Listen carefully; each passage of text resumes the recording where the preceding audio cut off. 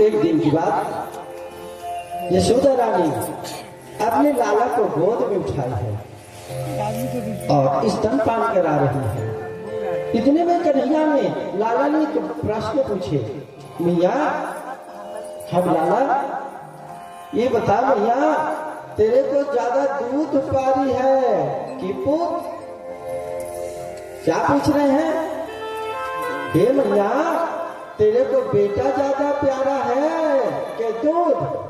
यशोदा रानी ने कहा, बेटा कैसी बातें करता है, ये दूध तो तुच्छ पदार्थ है, मेरे लाला से बढ़िया दुनिया में जमाने में बड़ा कोई चीज हो सकता है। इतने पर भगवान कन्हैया तो लाला का दूध स्तनपान कर ही रहे थे कि जो दूध उबालने के लिए चूल्हा में जो दूध चढ़ाई है यशोदा रानी ने, उसने उफान आया। तो यशोदा रानी ने लाला को अतृप्त ही छोड़ दिया और वजन भार बढ़ा भगवान का। जो वजन भार बढ़ा भगवान का तो उसको नीचे जमीन में बिठा दी और चूल्हे का दूध उतारने उधर चली गई। और इतने पर कन्हैया ने देखा, कंस मामा ने ना जहाज भेजा है। जहाज भेजा है माने विमान उड़ने के लिए, बढ़िया घूमने के लिए। एक दैत्य आ गया, राक्षस। दैत्यो नाम तृणावरतः कंस भृत्य प्रणोदितः चक्रवात स्वरूपेण जहरासीन मर्भकम्। त्रियामर्त नामक एक दैत्य आया। गोकुल को 2 घंटे तक इतना धूल ही धूल पवंडर के रूप में आया। गर्मी में आप लोग देखते हैं ना, कभी कभी धूल की आंधी आ जाती है, तो इतना पवंडर के रूप में एक दैत्य राक्षस आया, पूरा धूल ही धूल कर दिया गोकुल को। और कन्हैया जो लाला जहां बैठे हुए था उसी को उड़ा करके ले चला, आकाश मंडल ले गया। तो लाला बड़ा खुश हुआ, अरे बड़ा बढ़िया हुआ जो मामा ने जहाज भेज दिया। कब जब से पैदा हुए हैं यही सी घर में है, आज चलो बढ़िया घूमने का सैर करने का मौका मिल गया। तो आकाश मंडल से भगवान कन्हैया लाला देख रहे हैं, अरे नीचे देख रहे हैं, ये ना भीमला का घर है, ये विशाखा का घर है, ये मंटोरा का घर है, ये रैता का घर है। सबके घर को वो आकाश मंडल से देख रहा है। कौन? लाला। कारण कि आगे अभी उसको चोरी भी जो करना है, और चोर सही सफल वही होता है जो पूरी तरह से रेकी किया हो, निरीक्षण किया हो एक एक बात को। इतने पर जो तिलावत आकाश मंडल में लाला को लेके गया है, भगवान ने जो वचन बढ़ाया तो वो सोचता है, यार ऐसा लगता है कि हमने कोई पहाड़ को उठा लिया, उससे उड़ा नहीं गया। तो कन्हैया लाला सोचने लगे, लोग दुनिया वाले पत्थर में मुझ भगवान को ढूंढते हैं, अरे दुष्ट को देखो, मुझ भगवान में पत्थर है, पत्थर कोई पहाड़ उठा लिए सोचता है।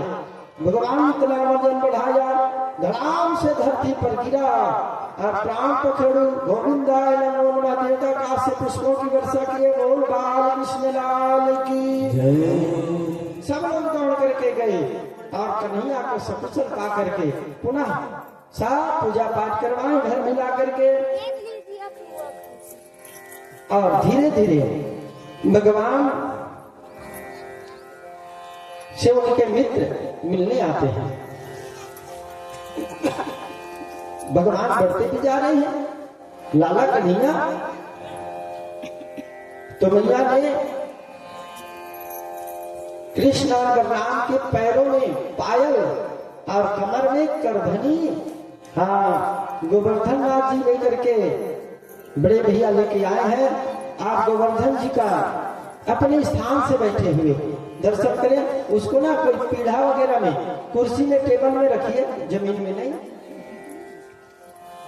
अभी भगवान को गोवर्धन धारी करना है ना, प्रेम से बोलिए वृंदावन बिहारी लाल की। यहाँ ले आओ तब तक, यहाँ सामने वो दे कुर्सी लेके आ रहे हैं भैया जी। बोल राम कृष्ण लाल की। तो मैया ने लाला के, कृष्ण और बलराम के दोनों के चरणों पर पायजेब बांध दिए हैं और कमर में करधनी। आप पंजा पंजा कृष्ण बलराम दोनों चलना शुरू किए हैं, एक दो पांव। इस दृश्य को सूरदास ने देखा। रोने झूले रोने झूले झलने झलने झलने। भगवान जब चलते हैं तो उसकी घुंघरों की पायल की झनकार आ रही है। रोने झूले रोने झूले झलने झलने झलने। रोने झूले रोने झूले झलने झलने झलने। बाजत है पैजनिया, रोने झूले रोने झूले झलने झलने झलने।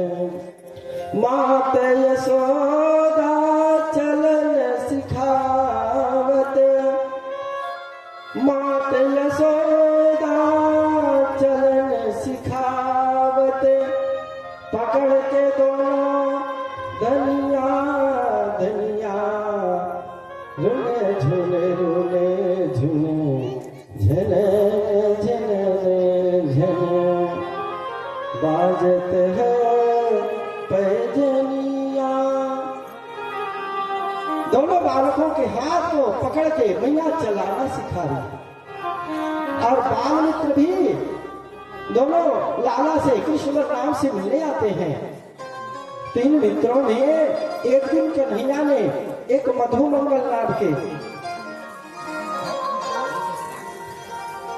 बोल कृष्ण लाल की। गर्गाचार्य महाराज का भी आगमन हुआ है। अभी तक बच्चे बड़े भी होते जा रहे हैं, नामकरण नहीं हुआ। तो गर्गाचार्य जी जैसे आए तो नंदराज जी ने हाथ जोड़ के कहा, हे महाराज, आप ना मेरे दोनों बालकों का नामकरण कर दीजिए। तो गर्गाचार्य महात्मा ने कहा, देखो नंदराज जी, आपको तो बहाना चाहिए। हर बात में आप बहाना ढूंढते हैं उसको मनाने की। आप जितने गोकुलपुरवासी आएंगे आपके बच्चे के नामकरण के लिए जल्दी करो बोलेंगे। और 16 संस्कार में एक संस्कार है नामकरण संस्कार। तो नामकरण संस्कार तो बढ़िया से होना चाहिए नंद बाबा जी। तो चलो किसी को हम निमंत्रण नहीं देंगे, कोठा में गोष्ठ में नामकरण करवाएंगे। तो यशोदा रानी रोहिणी दोनों मन में विचार करते हैं, अरे कहाँ से मथुरा से कोई महात्मा है, कोई ब्राह्मण देवता है, और कहते हैं हमारे राजा कि पहुंचे हुए महात्मा है। अभी परीक्षा करके देखते हैं कि पहुंचे हुए महात्मा है कि पोंगा पंडित। तो क्या किया, कैसे परीक्षा लें? तो दोनों अपने बेटे को अदली बदली कर लिए आपस में, और महाराज के पास में लेके बैठ गए। अच्छा महाराज, चलिए नामकरण कर दीजिए।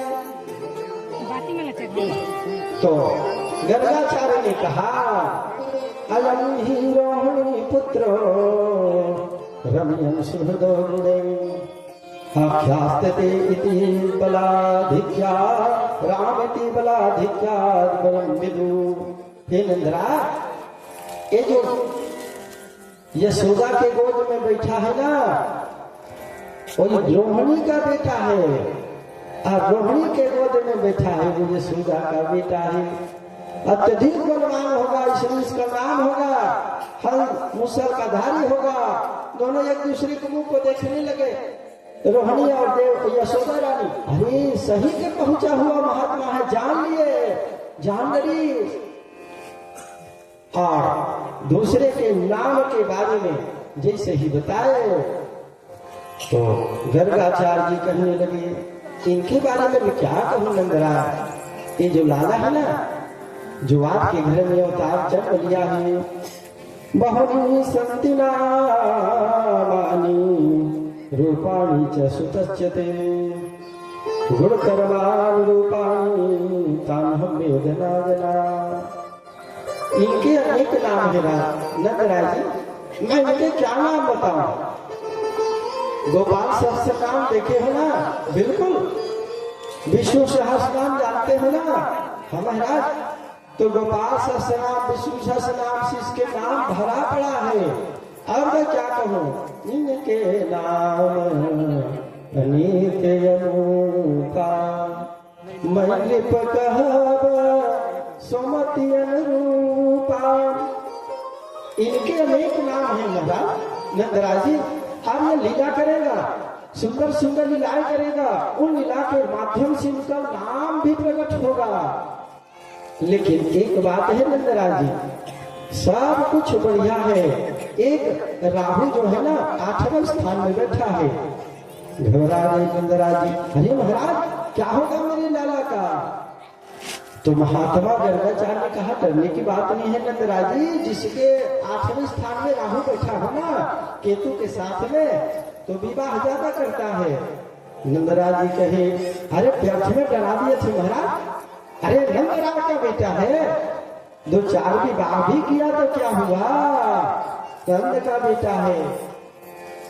गर्गाचार्य ने कहा और ज्यादा विवाह करिए महाराज, अरे 50 विवाह करेगा, नंद राय का बेटा है, और ज्यादा विवाह करेगा, 500,000 विवाह करेगा, और ज्यादा विवाह करेगा।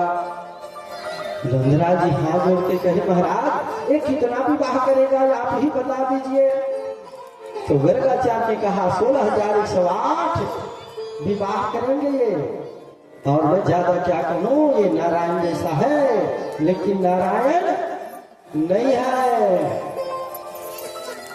नारायण गर्गाचार्य के इष्ट देवता है, भगवान है। अब जिससे प्रेम हो, इष्ट हो, तो पक्षपात तो हो ही जाता है। तो ये गांव की बात, एक गांव की बात, एक माता जी के घर में उनके दामाद के साथ में उनके 3 मित्र लाए। तो कितने हो गए? 4 जने।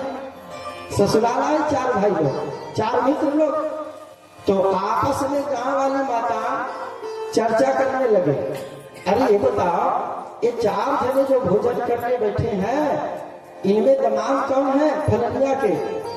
तो एक ने कहा जो शर्मा रहा है ज्यादा वही दामाद हो सकता है। तो दूसरे ने कहा नहीं जो अकड़ के बैठा है, तन के बैठा है, वही दामाद हो सकता है। तो तीसरे ने कहा जो मुच मुस्कुरा रहा है ना वही हो सकता है। चौथे बहन ने कहा, चौथे सखी ने कहा अभी पता चल जाएगा, इसकी सासू माँ जब ना घी परोसने आएगी तो सबके थाल में 1-1 चम्मच, सबके थाल में 1-1 चम्मच घी, और जो दामाद पे इतना कटोरा घी का फिरा देती है, दामाद जो था। तो सनातन गोस्वामी कहते हैं नारायण कृष्ण कन्हैया की तरह है, कृष्ण नारायण की तरह नहीं। वैसे देखा जाए तो मेरे मुरली मनोहर श्याम सुंदर और नारायण में कोई भेद नहीं, कोई अंतर नहीं। राम कृष्ण दो एक है, अंतर नहीं निमेष, इनके नयन गंभीर है और इनके चपल विशेष। यशोदा रानी ने कहा अरे गुरु महाराज कब से आए हो सवेरे से, भूख लगी होगी, चलिए ना भोजन प्रसादी तैयार है। महात्मा ने कहा अरे देवी हम किसी के यहाँ भोजन नहीं करने वाले, हम तो बाकी ब्राह्मण हैं, अपना भोजन स्वयं बनाते और स्वयं पाते हैं। अच्छा महाराज आप जो चाहे बना लीजिए। तो महात्मा ने कहा हम खीर बनाएंगे, जो आपकी इच्छा महाराज। पहले हम यमुना स्नान करके चले आए, यमुना स्नान करके महात्मा जी गर्गाचार्य आए तो खीर बनाए, और खीर को जैसे ही सोने की थाल में डाले हैं और तुलसी दल डाल दिए और आंख बंद करके 12 माला फेरे, ओम नमो भगवते वासुदेवाय, 12 माला फेरे और भगवान से प्रार्थना करने लगे, हे भगवान ये जो भोजन है प्रसादी है, इसको आकर के आप ही ग्रहण कर लीजिए। सुशंक चक्रम सकरीट कुंडलम सपीत वस्त्रम सरसेरुहेक्षणम सहार वक्षस्थल कौस्तुभम श्रियम नमामि विष्णुम शिरसा चतुर्भुजम। हे चक्रधारी गदा पद्मधारी भगवान नारायण, आइए ना ये भोग को प्रसादी को आरोग्य प्राप्त करिए। इतने में बार बार जब उसने पुकारा तो छोटे से जो कन्हैया अभी अभी उसका नामकरण हुआ है, एक का बलराम और दूसरे का कृष्ण, यशोदा रानी ने कहा हमारे लिए तो हम दो ही नाम लेंगे, एक को बलुआ एक को कलुआ। तो जैसे ही कन्हैया ने बार बार महात्मा ने पुकारा तो भगवान धीरे धीरे पास में आ गए और सोने की थाल में जो खीर परोसा था महात्मा खाने लगे। जैसे ही आंख खोल के महात्मा ने देखा तो वो छोटा सा बालक कन्हैया महात्मा के खीर को खा जा रहा है। जोर से चिल्लाते हैं, अरे यशोदा रानी जी महाराज, देख तेरा दिमाग कहाँ ठिकाने रहता, देख तेरे लाला ने मेरा खीर को जूठा कर दिया, छू दिया। डांटते हुए कहने लगी, अरे कन्हैया घर में तुझको खाना नहीं देगा, ये महात्मा के खीर को तूने क्यों जूठा किया? भगवान कन्हैया ने कहा मैं करूं तो क्या करूं भैया। इसी महात्मा ने ना बार बार मुझको पुकारा, हे कन्हैया, हे नारायण जल्दी से आओ, हे नारायण मेरे भोग का मेरे प्रसादी का प्राशन करो। तो मैं क्या करता? यशोदा रानी ने कहा, उसने महात्मा ने कहा, हे मैं वैकुंठवासी नारायण को पुकारा, तुझ बालक का थोड़ी ना पुकारा है। यशोदा ने कहा, अरे नेक सा छोड़ा, छोटा मुंह बड़ी बात करता है, क्षमा मांग महाराज से। उसने कहा, देख भैया क्षमा की बात क्या, महात्मा ने बार बार पुकारा और मैंने खा लिया, इसमें कौन सी गलती की बात है? यशोदा रानी ने डांट के कहा, रे लाला ये बता, वो वैकुंठवासी नारायण के 4 हाथ हैं, शंख चक्र गदा पद्म वाले हैं तेरे 4 हाथ। कन्हैया ने कहा, भैया तू जो कहे ना तो अभी 4 हाथों वाला होकर के अभी दिखा दो। यशोदा डर गई, हाथ जोड़ के कहने लगी, अरे लाला कन्हैया, वो 4 हाथों वालों से ना मेरा 2 हाथों वाला ही कन्हैया उससे बढ़कर है, श्रेष्ठ है, बढ़िया है, अच्छा है, तू 2 ही हाथ वाला रह। जमाने वाले जान लेंगे ये यशोदा का बेटा नहीं है, तू 2 ही हाथ वाला रह। हाथ जोड़ के यशोदा मैया महात्मा से क्षमा मांगी, हे महाराज ये छोटा सा लाला है मेरा बेटा, इसके अपराध क्षमा करो, पुनः आप दूसरे प्रसादी बना लो। पुनः महात्मा यमुना में स्नान करने गए हैं और पुनः स्नान करके खीर बनाए और कांस के सोने के थाली में पुनः खीर को डाले हैं, तुलसी दल डाले और आंख बंद करके फिर बार बार पुकारना शुरू किए। अब क्या करें? तो भगवान नाटक किए सोने का। तो यशोदा रानी खुश हो गई, चलो अच्छा हुआ कन्हैया सो गया है, महात्मा जी प्रेम से प्रसाद ही पाएंगे। इतने में भगवान ने योग माया को आदेशित किया तो यशोदा रानी नींद में सो गई और जो प्रसादी को खाना शुरू किया तो महात्मा ने पुनः देखा तो दी वस्तु गोविंद तुभ्यमे समर्पयेत् गृहाण सुनको भूतवा प्रसिद्ध परमेश्वर। बार बार पुकार रहे थे भगवान, पुनः खाना शुरू कर दिए। जैसे ही आंख खोल के देखा पुनः चिल्लाने लगे, अरे यशोदा रानी तेरा दिमाग कहाँ रहता है, देख तेरे लाला को, इस बार भी इसने मेरी खीर को जो ठीक कर दी। भगवान सोचते हैं इस बूढ़े महात्मा को ज्यादा परेशान करना ठीक नहीं है। तो भगवान क्या किए, जिस नारायण को महात्मा गर्गाचार्य बार बार पुकार रहे थे वही 4 भुजा वाले होकर के भगवान कन्हैया प्रकट हो गए। बोल नारायण भगवान की।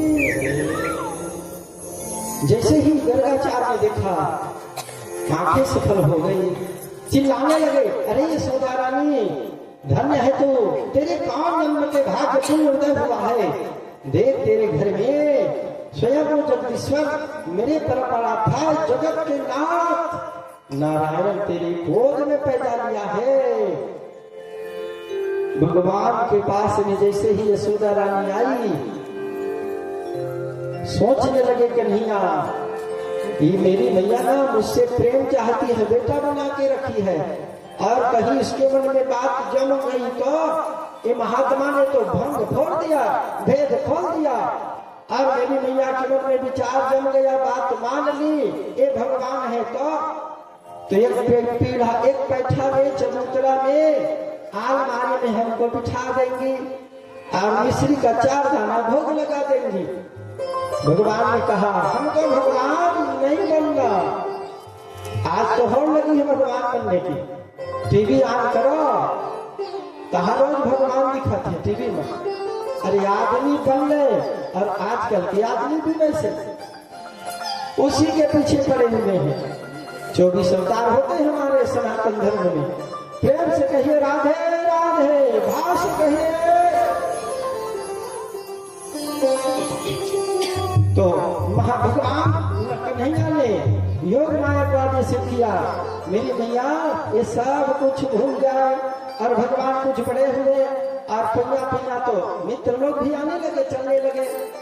एक मित्र था मधुमंगल, वो बिल्कुल पतला दुबला 1.5 हड्डी का। कन्हैया ने देखा तो कहा अरे मित्र तू मेरे जैसे खाकर तो भी हट्टा कट्टा हो जा, पहलवान बन जा। उसने कहा अरे कन्हैया तेरे यहाँ न ला गैया, हमारे यहाँ कुछ थोड़ी ना है, तू न बना का लाला है। अच्छा तेरे यहाँ नहीं है गैया, अब जितने दूध कहीं है सब कंस को दे देते हैं हमारे यहाँ कर के रूप में, टैक्स में। अच्छा ये दूध दही पैदा करे गोकुल के वाला, दूध दही पैदा करे गोकुल के वाला, और दूध दही खा जाए मथुरा के लाला, ये मैं नहीं होने दूंगा। भगवान ने कहा अब की बार गोकुल का दूध दही घी माखन गोकुल के लिए। अरे तुम मित्र है मेरा मधुमंगल, तू रो मत, मैं तुझको खिलाऊंगा। उसने कहा अपने घर से खिलाओगे ना कन्हैया? लाला ने कहा बिल्कुल नहीं, तो किसी दूसरे के घर से तो मांग के खिलाओगे? कहा बिल्कुल नहीं मांगेंगे। क्या चोरी करोगे? बिल्कुल चोरी करना ही पड़ेगा, और चोरी करते पकड़े गए तब कहा चिंता मत करो, मेरे पास 7 व्यवस्था है, मैं एक मंत्र दे रहा हूँ। कौन मंत्र? बोले कफल्लम कफल्लम करना, पकड़े गए तो भी छूट जाओगे। तो एक समिति बना, जैसे आपके गांव में दुर्गा समिति, गणेश समिति, नवधा समिति बनती है ना, तो एक समिति बनाई। उस समिति का नाम रखा बाल गोपाल चौर विद्या प्रचार मंडल, और उनके अध्यक्ष बन गए स्वयं कन्हैया। चोरी शुरू हुआ, माखन की चोरी। तो जितने गोपियां हैं सज्जनों अपने माखन को दही को रखती हैं, तो एक ही भाव मन में है कि हे माखन, हे कन्हैया, हे माखन, हे दही। ओ कन्हैया जब तुमको खाने आए ना तो बहुत स्वादिष्ट लगना, मेरे कन्हैया को बहुत मधुर लगना, बहुत स्वादिष्ट बन जाना। ये भाव रखती हैं ये गोपियां, और सब यही चाहती हैं वो नारायण को कन्हैया हमारे घर में दही का चोरी करने आए, माखन का चोरी करने आए। तो शुरू हो गया चोरी, रोज शिकायत। यशोदा रानी आज तेरे लाला ने ना मेरे मटकी फोड़ दिया। दूसरा गोपी आके कहती है अरे यशोदा रानी तेरे लाला ने मेरे घर में चोरी किया, सब परेशान है, रोज चोरी कर किया जा रहा। एक दिन की बात, एक उसी गांव में एक गोपी वो कहती है कि आज मैं ना अच्छा बढ़िया उपाय मैं सोचूंगी, और वो कन्हैया को अपने हाथ पकड़ूंगी। रोज शिकायत लेके जाते हैं यशोदा रानी के पास में, तो यशोदा रानी बिल्कुल नहीं मानती। एक दिन शिकायत लेते गोपी लोग गए, कहे देख गोपी देख यशोदा रानी, तेरा लाला ना बड़ा नटखट हो गया है, माखन की चोरी करता है, अपना खाता कोई बात नहीं। गोपियां कह रही हैं अपना खाता कोई बात नहीं, अपने बाल मित्रों को खिला देता है। चलो कोई बात नहीं, अपने मित्रों को भी खिला दे, बानरों को भी खिला देता है।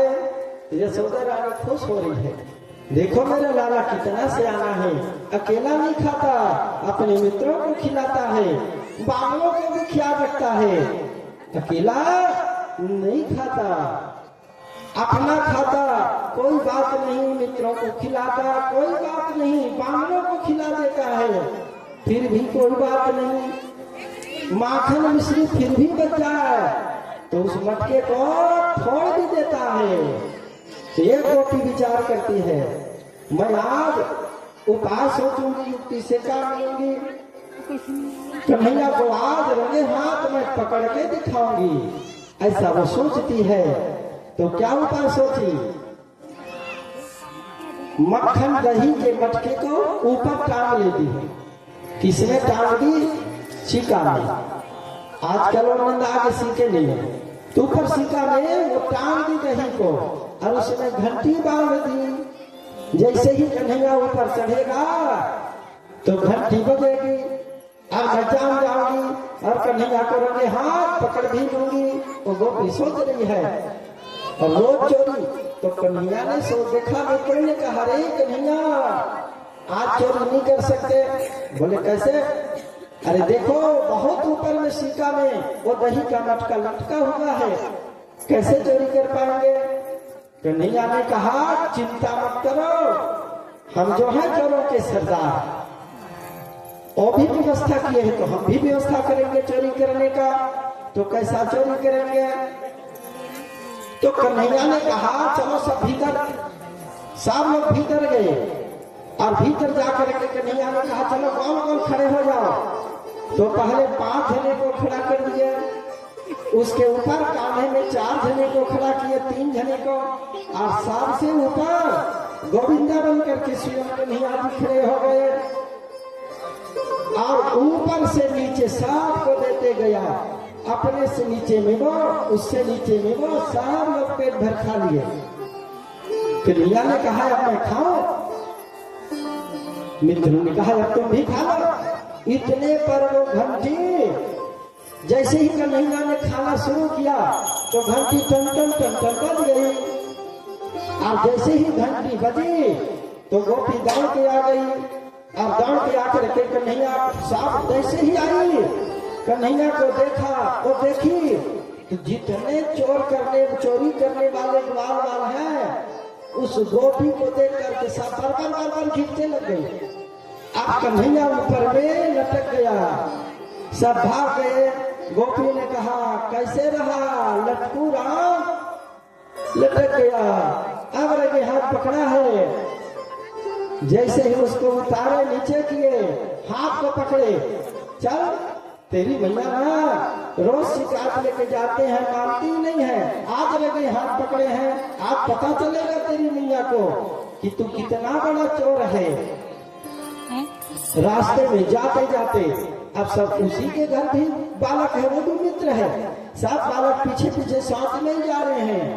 और इतने में कन्हैया ने कहा, अरे गोपी कितनी जोरों से इस मेरी कलाई को पकड़ी है तू, वाह जोरों से पकड़ी है बोलता है। तो ये गोपी ये हाथ को पकड़ने, ये हाथ मेरा दुख रहा है। ले ठीक है रे लाला। जैसे ही गोपी ने ओ अपने घूंघट काट के, वो थी घूंघट ढाके हुई, घूंघट काट के, तो ये गोपी ये हाथ दुख रहा है, ये हाथ को पकड़ ले। जैसे ही दूसरे कलाई को पकड़ने को दिया तो उसी के बच्चे को पकड़वा दिया, और वो साथ में कन्हैया बातें करते जा भी रहा है, और थोड़ा से आगे होकर भीतर चला गया। अब जितने गोपियां हैं सब साथ में हैं। अरे गोपी यशोदा, देख यशोदा रंगे हाथ लेके आए हैं तेरे कन्हैया को, तेरे लाला को। तो यशोदा रानी बाहर निकली अरे रंगे हाथ में लेके आए हैं बोलती है, और मेरा तो नहीं है तो भीतर में है। उसने कहा अरे गोपी तेरा दिमाग ठिकाने है? तो कहा दिमाग मेरे ठिकाने है, देख तेरे लाला को कन्हैया को रंगे हाथ पकड़ के लेके आई हूँ, देख हाथ पकड़ा हूँ, हाथ पकड़ी हूँ। तो यशोदा रानी ने कहा अरे घूंघट अपना ऊपर करके देख, खोल के देख। जैसे ही घूंघट खोल के यशोदा रानी के सामने उस गोपी ने देखा, उसी का बेटा बोल कृष्ण कन्हैया लाल की। अच्छा जो गोविंदा जो दही लूटने का भी कार्य है, तो गोविंदा को लेके आ जाओ जल्दी से, ये कार्य यहीं पर संपन्न हो जाए। कारण की यात्रा लंबी है, एक एक मिनट हमारी कीमती है। प्रेम से बोलिए कृष्ण कन्हैया लाल की। आइए माखन चोरी भगवान का एक प्यारा सा भजन का आनंद लें। भगवान दधी का चोरी किए, माखन चोर बन करके इस कथा को यही निवेदन करें। आइए प्यारा सा दही चोर माखन चोर कन्हैया का भजन का आनंद लेते हैं। से बोलिए माखन चोर भगवान की।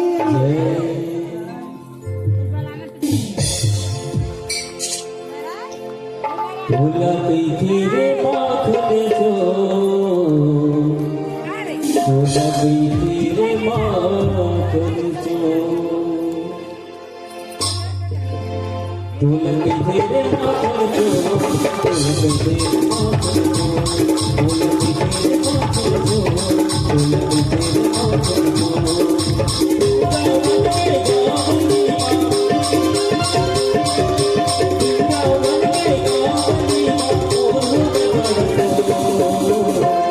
भूला गई रे माखन चोर, भूला गई रे माखन चोर।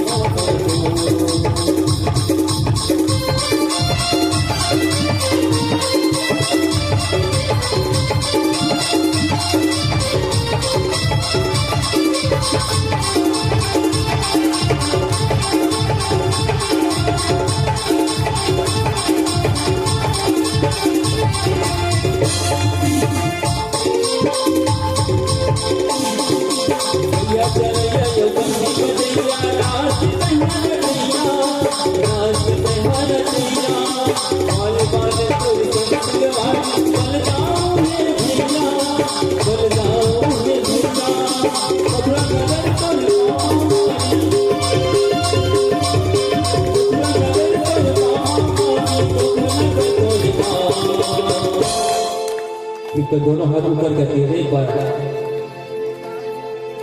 क्या बोलेंगे?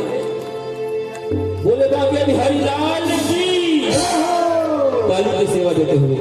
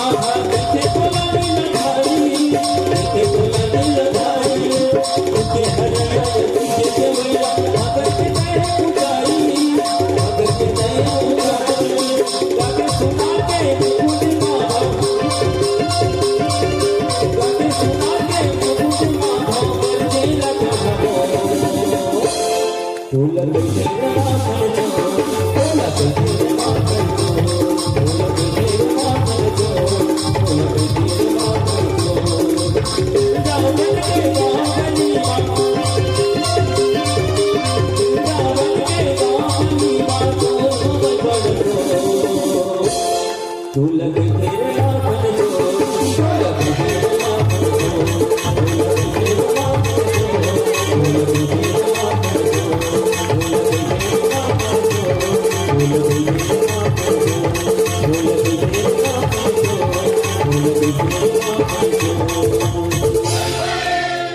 बोले कृष्ण चंद्र भगवान की जय। बोलो माखन चोर भगवान की जय। सुंदर माखन लीला दही लूट के माध्यम से, सुंदर भजन के माध्यम से ब्रजे प्रसिद्धम नवनीत चोरम गोपांगलानां दुकूल चोरम अनेक जनार्जित पाप चोरम चोराग्रगण्यं पुरुषं नमामि, चोराग्रगण्यं पुरुषं नमामि। माखन जो लीला को यही विराम करते हुए आगे चले।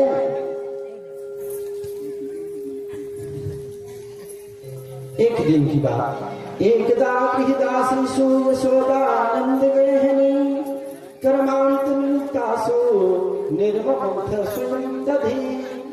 एक दिवस की बात, सैकड़ों दास दासियां हैं यशोदा रानी किया, लेकिन स्वयं अपने हाथों माखन की दही की मंथन करती है। एक दिन यशोदा रानी दही का मंथन कर रही है और श्याम सुंदर कन्हैया को भूख लगी। मैया मैया मुझे भूख लगी है, लेकिन मैया का दही का मंथन काल चलते रहा। अरे मैया तो सुनती नहीं, मुझको जोरों की भूख लगी है। तो यशोदा रानी ने मंथन बंद करके भगवान कन्हैया को स्तनपान कराने लगी। इतने पर भगवान को अतृप्त छोड़ दिया। यशोदा रानी ने देखा कि चूल्हे पर जो दूध चढ़ाई है उबालने के लिए, वो उबल उबल करके आग में वो दूध गिरते जा रहा है। तो मैया यशोदा ने कन्हैया को यूं ही अतृप्त बिना पेट भरे छोड़ दी और दूध उतारने चली गई। कन्हैया कहने लगे, ये देखो कल परसों की बात है, मैंने पूछा था मैया ये दूध बड़ी है कि पूत? तो मैया ने कहा था बेटा ये दूध तो तुच्छ पदार्थ है, तू मेरा लाडला बेटा है, लाखों करोड़ों में एक है, लेकिन देखो ये दूध बड़ा है, मैं नहीं, मुझे छोड़ के चली गई। तो भगवान कन्हैया ने क्या किया, पत्थर के लोढ़ा लिए और जितने मटके दही के सब फोड़ दिए। यशोदा रानी ने आके देखा तो रोने लगी। अरे ये मेरे सास के, ये सास के जमाने की मटकी, ये उसके सास के जमाने की मटकी, ये उसके सास के जमाने की मटकी, सब फोड़ दिया। रोज वो शिकायत आते थे, मैं मानती न थी। तो आज ये कन्हैया बड़ा नटखट हो गया है, इसको मैं बांधूंगी।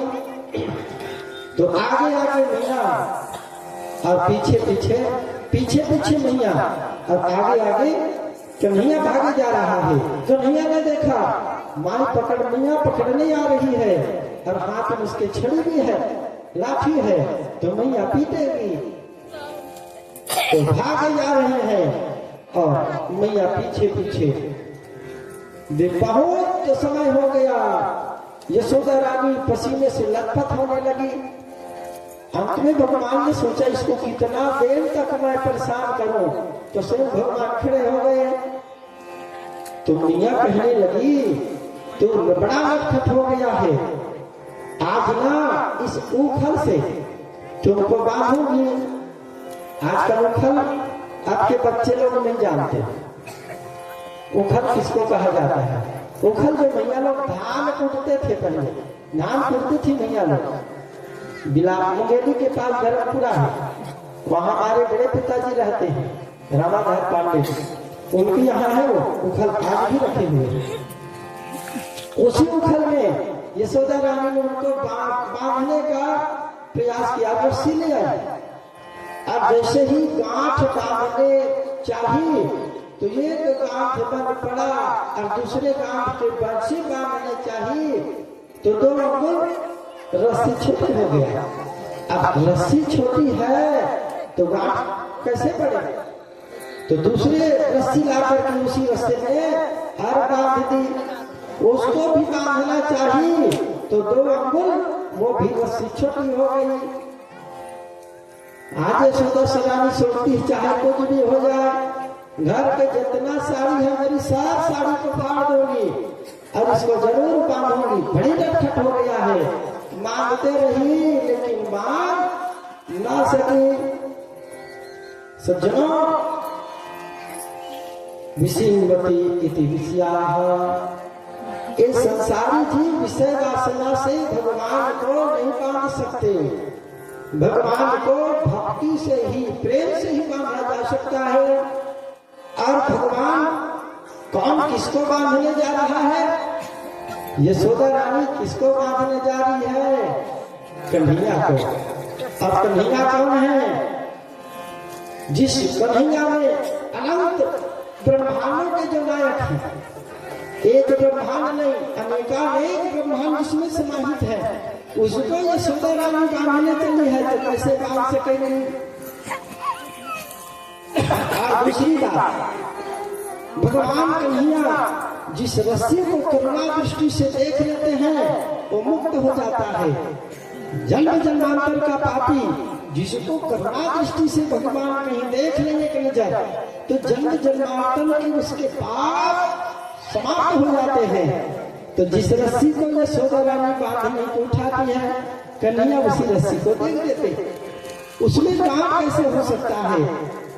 अब 2 वृक्ष है नंद राय के महल में, यमन अर्जुन, नंदकुबर बड़ी ग्रीव, 2 वृक्ष है कब से खड़े हैं और 2 वृक्षों का भी उद्धार करना है भगवान को, इसलिए जो मुल्कम हुआ।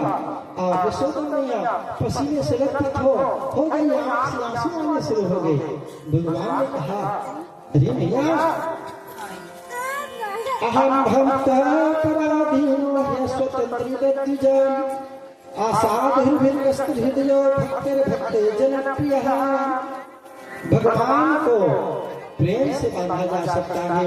भगवान स्वयं लग गए बंधन में और मैया दूसरे काम में लग गई और उसी उखल को घसीटते कन्हैया आगे बढ़े। तो 2 वृक्ष थे, नंदकुबर बड़ी ग्रीव, उनके बीच से भगवान कन्हैया तो पार हो गए, लेकिन उखल बड़ा था, अटक गया। और जैसे ही भगवान ने एक जरा सा कला दिया, खींचा, तो दोनों पेड़ जो है नंदकुबर बड़ी ग्रीव दोनों तो पड़ा के गिर गए और उसमें से एक पुरुष निकला और भगवान को प्रार्थना विनय करके भगवान के लोग को चले गए। वाणी पुराण कथने श्रवण कथाया हस्तो चक्र कमलसूनस्तो प्राणयोया स्मृत्यां शिरस्त्वा निवास जगत प्रणामे दृष्टि सताम दर्शनो भवत्तनुना। भगवान कन्हैया से 2 वृक्ष से 2 दिव्य पुरुष प्रकट हो गए और भगवान से प्रार्थना करने लगे कि हे भगवान, ये आंख आपका दर्शन करता रहे, ये मुख से आपके नाम लेते रहे, कान से आपकी कथा से वर्तमान करते रहे, हाथों से आपकी सेवा करते रहे। ऐसा दिव्य स्तुति करके दोनों अपने परम धाम को चले गए। नंद रानी यशोदा जी आकर के देखे, अरे कितना बड़ा वृक्ष गिरते गिरते मेरे कन्हैया का कोई अहित न हुआ, कितना बड़ा पेड़ गिरा। तो बालक लोग जो खेल रहे थे उन्होंने कहा, ये तो कन्हैया की काम है। दोनों पेड़ के बीच से कन्हैया बाहर हो गए और जैसे ही करीब धक्का दिया तो दोनों पेड़ तड़ा के गिर गए और इसमें से 2 दिव्य पुरुष भी निकले जो भगवान कन्हैया को निवेदन प्रणाम करके अपने लोग को चले गए। लेकिन यशोदा रानी और नंद राय जी झूठ मान लिए, विचार करने लगे, रोज रोज मेरे छोटे से लाला को मारने के लिए कोई न कोई अनहोनी रोज घटना घट रही है। इसलिए अब हमको यहाँ नहीं रहना चाहिए। क्यों कि रोज रोज उत्पात होता है। सबसे पहले पूतना नामक राक्षसी आ गई, उससे हमारे कुल देवता ने रक्षा किया। उसने तो भगवान को हमारे लाला को मारने में कोई कसर नहीं छोड़ा। दूसरी बार इतना बड़ा गाड़ी बैला मेरे कन्हैया पर गिरते गिरते बचा। भगवान नारायण ने रक्षा किया। पूतनाई, बकासुर, अघासुर कितने राक्षस नहीं आए। अभी अभी ये पेड़ जिससे भी हमारे कुल देवी देवताओं ने, मेरे भजन ने मेरी बालक की रक्षा किया। इससे पहले कोई बड़ा अनहोनी हो जाए तो यहाँ हमको ज्यादा देर तक के ज्यादा दिन नहीं रहना चाहिए। तो क्या किए? तो बोले चले कहीं जाओ। क्या चले? कहाँ चले? बोले वृंदावन चले। कहाँ चले? वृंदावन चले। तो वृंदावन चले तो चले, लेकिन हमारी गैया का क्या होगा? सब गांव वाले उसी गांव वाले कहने लगे कि हमारे गैयों का क्या होगा? तो नंदलाल जी कहने लगे वहां ना सुंदर सुंदर पहाड़ है, गोवर्धन पहाड़, और वहां सुंदर सुंदर चारा है हमारी गैयों के लिए। अच्छा, और सुंदर यमुना नदी बह रही है वहां। तो सब लोग चले कहाँ? वृंदावन चले। तो कैसा है वृंदावन? दिव्य है वृंदावन।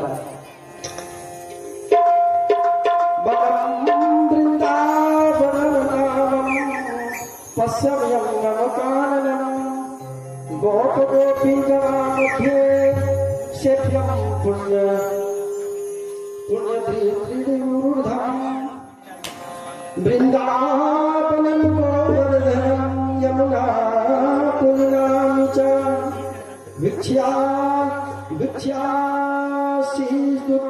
प्रीति राम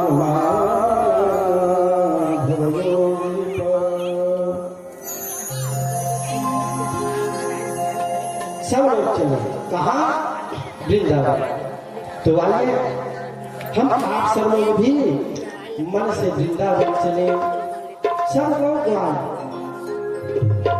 अपने अपने गांव बैल में वृंदावन वासियों के, गोकुल वासियों के पास परम धन क्या है? केवल और केवल गौ माता, गौ है और गौ का गोबर। इसीलिए भगवान आए हैं इस धराधाम पर। तो सब लोग गोकुल से वृंदावन गाड़ी बैला में सब दो दही माखन को लाद लिए और साथ में कहा गोकुल से वृंदावन। तो आइए हम सब लोग भी चले कहा?